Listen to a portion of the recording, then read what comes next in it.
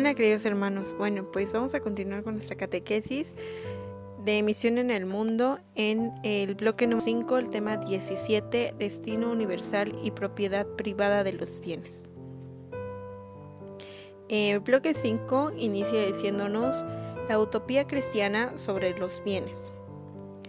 En la antigüedad, utopía quería decir lo que no se encuentra en ninguna parte. Últimamente se refiere a un ideal elevado y difícil, pero que se puede y se debe alcanzar.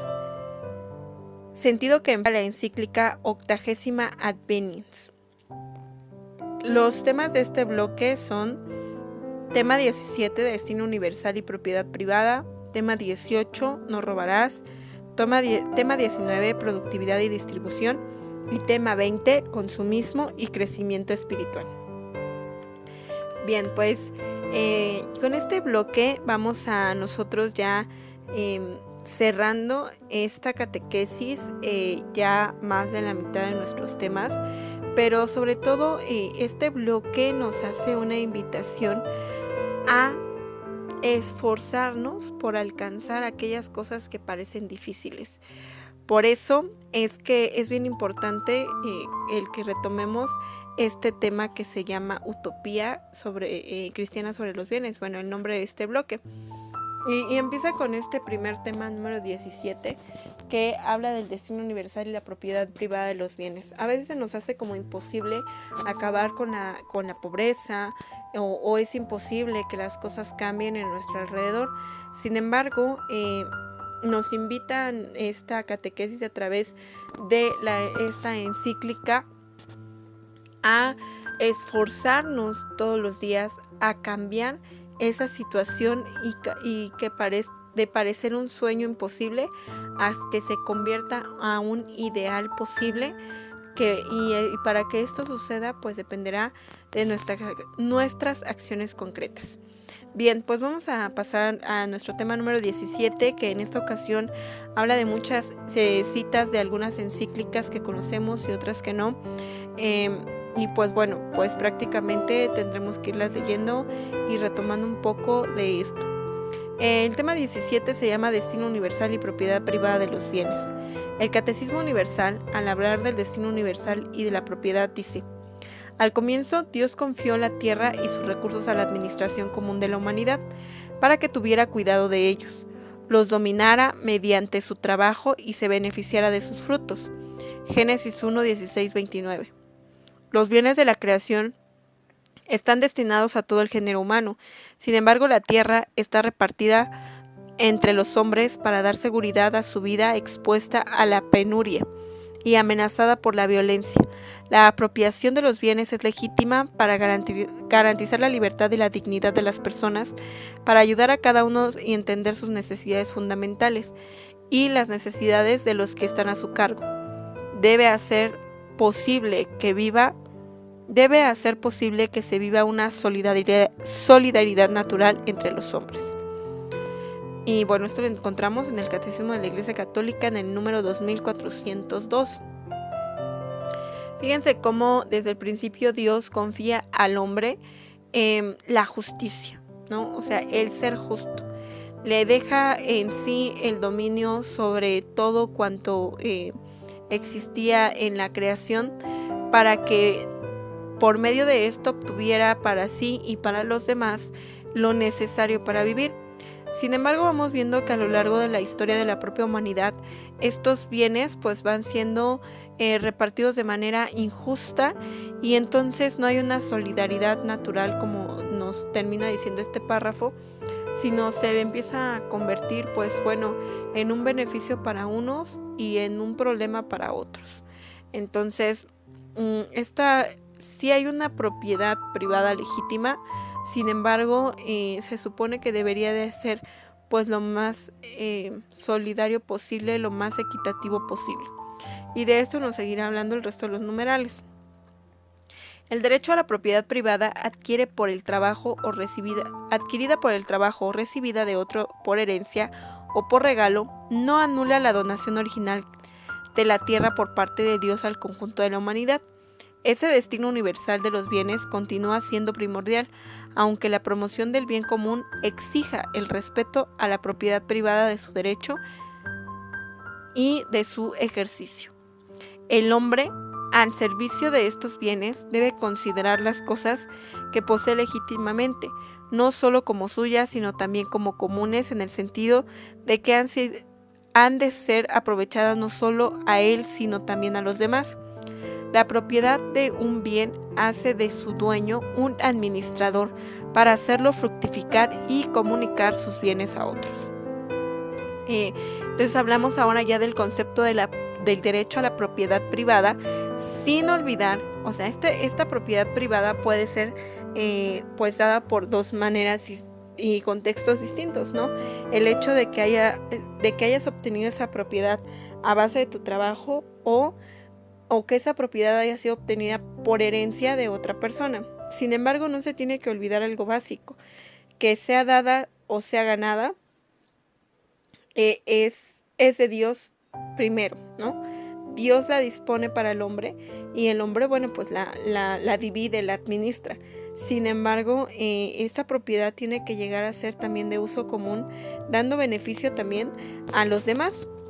Entonces el dueño de esta propiedad privada se convierte únicamente en administrador, porque no es completamente de él.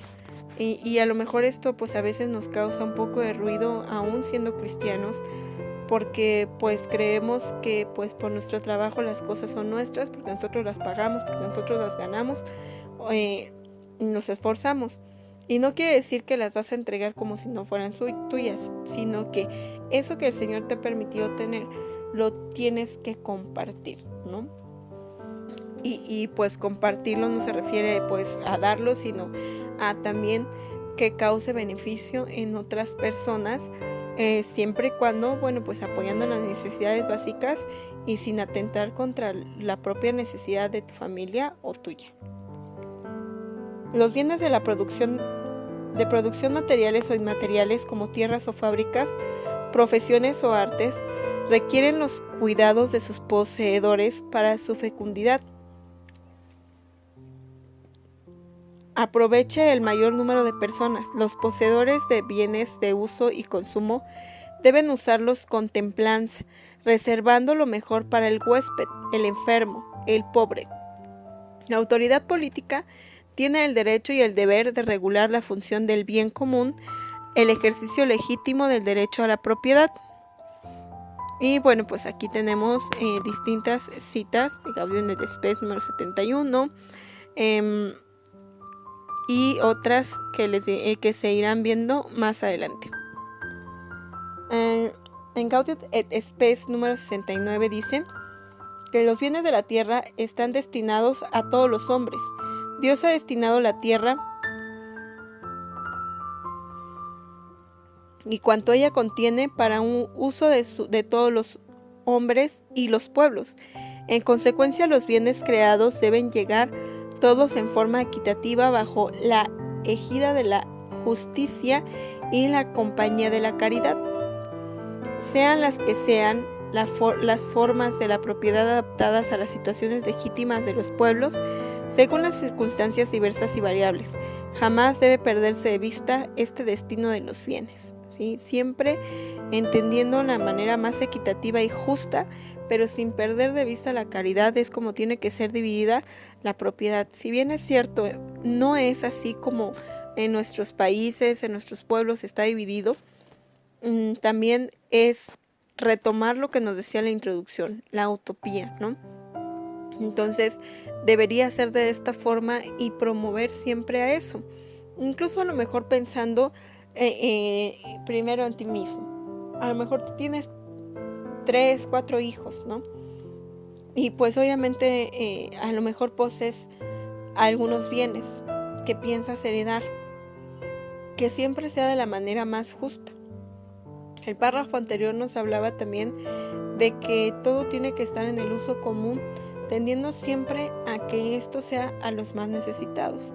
Entonces, ¿en qué vamos a basar la distribución? En la justicia, pero teniendo siempre como modelo y como virtud principal, la caridad a la hora de pues nosotros destinar los bienes para nosotros mismos o para los demás.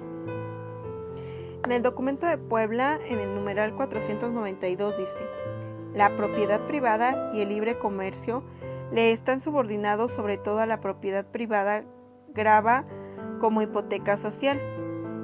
Por tanto, el hombre al usarlos debe tener las cosas exteriores que legítimamente posee no como exclusivamente suyas, sino también como comunales, en el sentido de que no le aprovechen a él solamente, sino también a los demás.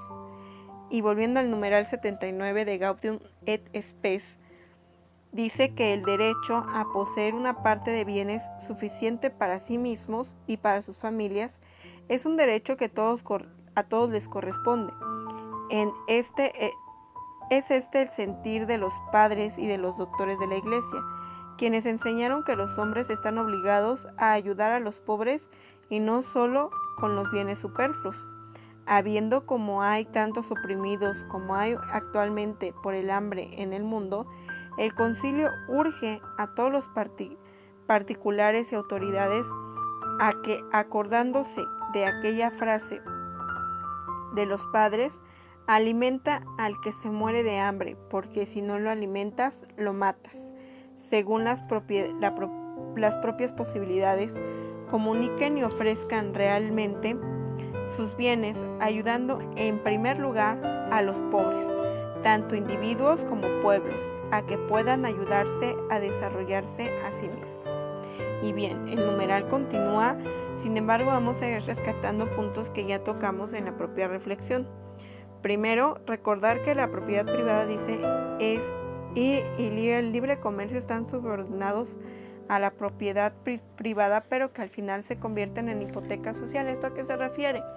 Bueno, que independientemente de que tú tengas un negocio, tengas una casa, estás adherido a una sociedad. Entonces también dependes de la sociedad, por lo tanto no solo es tuyo. Vamos a pensar que tenemos una tienda.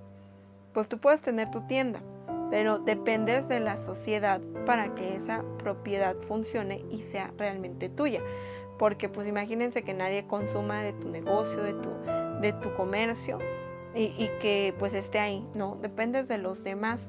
Hasta incluso teniendo una propiedad privada dependes de otros para los bienes, para los servicios que en ella misma utilizas. Entonces, si es privada porque está bajo tu custodia tu nombre, ¿no? Y porque a lo mejor tú la adquiriste. Sin embargo, no está aislada. Necesitamos de los demás, incluso en nuestra propiedad privada. También cuando habla pues de este derecho a poseer bienes, pero que sean, como dice aquí, suficientes para sí mismos y para sus familias. Yo creo que tendríamos que entender muy bien el concepto de suficiente para sí mismo, porque humanamente a veces no nos es suficiente ser una familia de 6 y tener 10 casas, ¿no? Y los 6 solamente vivir en una sola. Entonces esas otras casas pues realmente no tienen su razón de ser si no son para alguna persona que realmente necesite habitar en ellas, ¿no? A veces cuando hablamos de lo necesario, pues habría que haber un punto y un criterio bastante maduro en el que veamos las necesidades realmente básicas, en el que yo tengo derecho a tener lo necesario para mí y para mi familia, y de lo que tengo de más compartir para con los que menos tienen, sin entender que bueno, pues que no me es necesario, no, más bien no me es suficiente 10 carros o 5 carros o 3 carros, o tantas casas o tantas habitaciones, no me es suficiente. Cuando en una casa de nuestros fraccionamientos, así con 2 habitaciones, la sala, el comedor, la cocina, y lo que tiene común, y normalmente hay casas en las que viven 20, viven 10, en esa misma estructura hay quienes han ampliado su casa y viven 3 o viven 4, ¿no? O sea, es como un poco desequitativo a la hora de entender lo que me es suficiente, ¿no? Entonces es un valor que tenemos que rescatar de manera muy importante. No quiere decir que esté mal que tengas tu casa ampliada, o que vivan pocos en tu casa.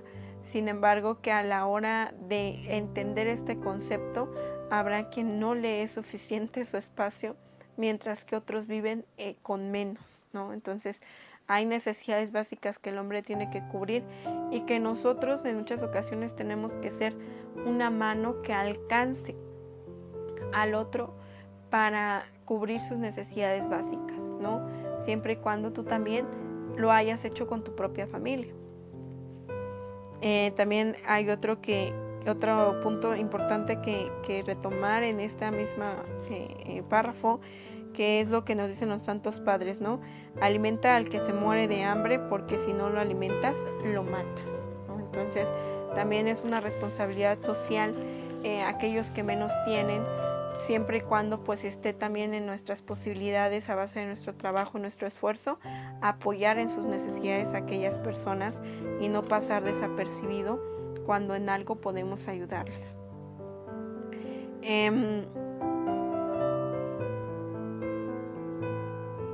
Y bueno, el siguiente párrafo habla de lo que ya hemos comentado, del abuso, ¿no?, que se puede hacer de los bienes y que pues puede salir de sí mismo.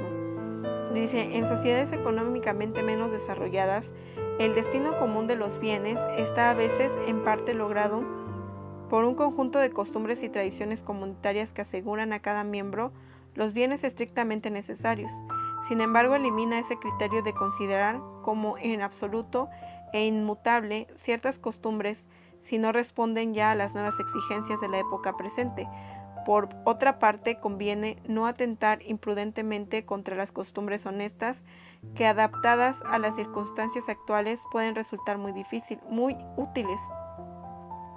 De igual manera, en las naciones de economía muy desarrollada, el conjunto de instituciones consagrada a la previsión de la seguridad social puede contribuir por su parte al destino común de los bienes. Es necesario también continuar el desarrollo de los servicios familiares y sociales, principalmente de los que tienen por fin la cultura y la educación.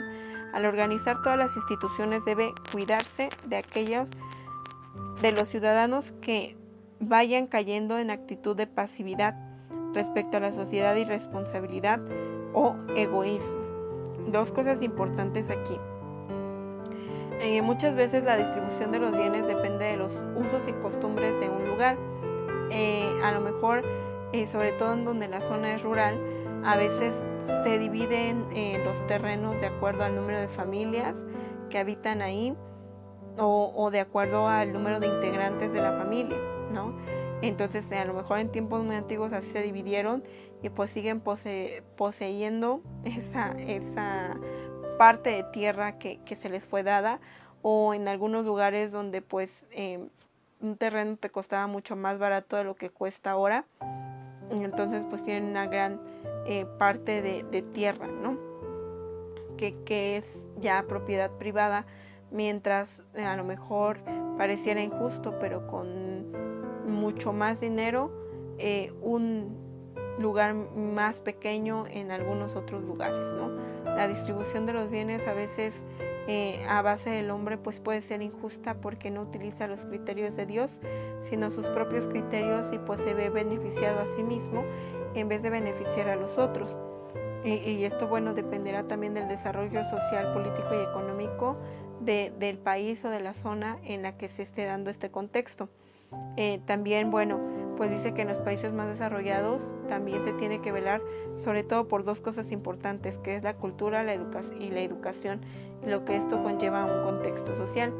También es importante que cuando hablamos de la propiedad privada y de los bienes, también el hecho de poder participar, o de que la vida del ser humano también tiene que conllevarnos a tener una vida cultural y una educación.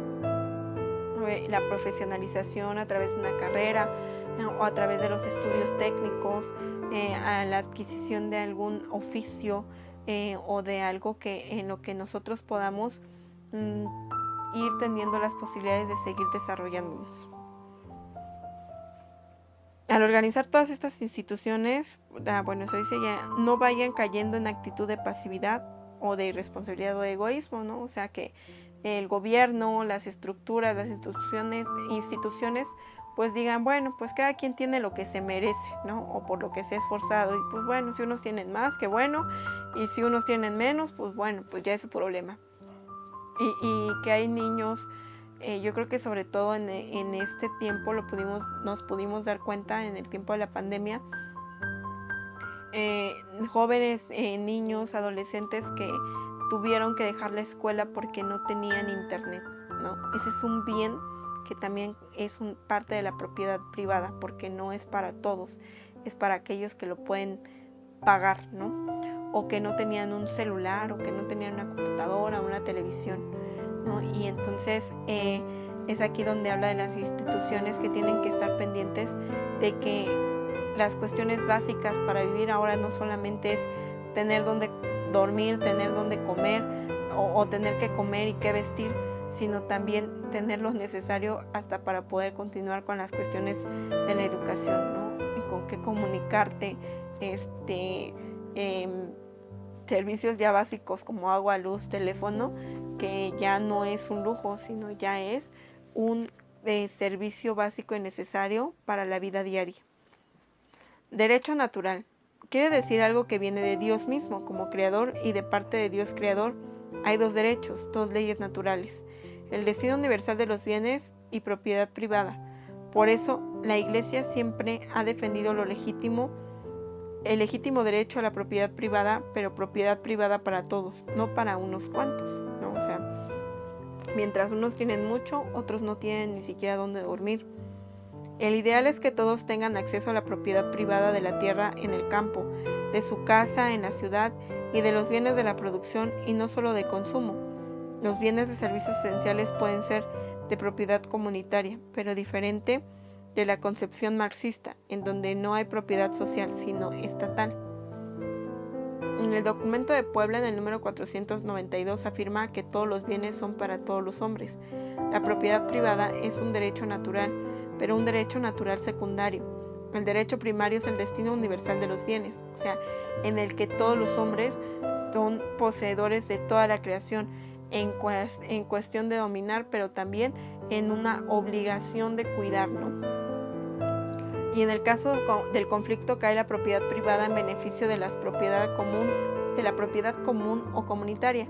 Y por eso el Papa insiste también en el principio clásico de la autoridad como garante del bien común, porque la definición de autoridad, el que promueve y garantiza el bien común, hay derecho y expropiación de propiedades privadas cuando lo requiere realmente un bien común.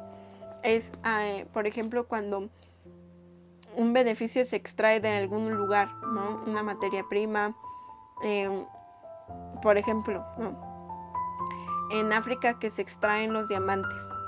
Si los africanos realmente se organizaran, porque es su tierra, sin embargo hay una privatización del lugar, alguien, las personas que están en el poder venden esas minas de diamante a alguna persona, y entonces el beneficio que podía ser para un territorio, para un país, para un lugar, se convierte en beneficio para unos cuantos, ¿no? Esa propiedad privada.